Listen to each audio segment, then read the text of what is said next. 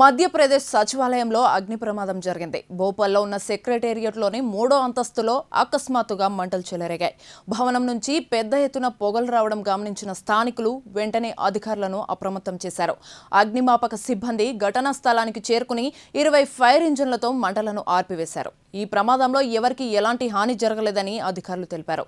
అయితే మంటల్లో కొన్ని కీలక డాక్యుమెంట్లు కాలిపోయినట్లు తెలుస్తోంది. ఘటనపై అన్ని కోణాల్లో దర్యాప్తు చేపట్టినట్లు పోలీసులు వెల్లడించారు.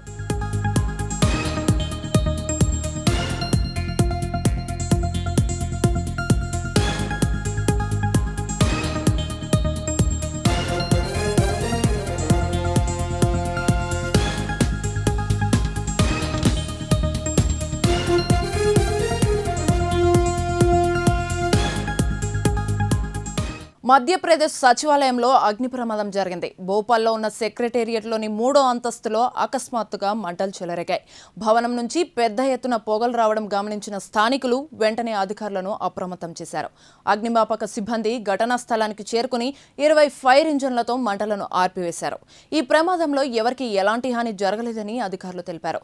అయితే మంటల్లో కొన్ని కీలక డాక్యుమెంట్లు కాలిపోయినట్లు తెలుస్తోంది. ఘటనపై అన్ని కోణాల్లో దర్యాప్తు చేపట్టినట్లు పోలీసులు వెల్లడించారు.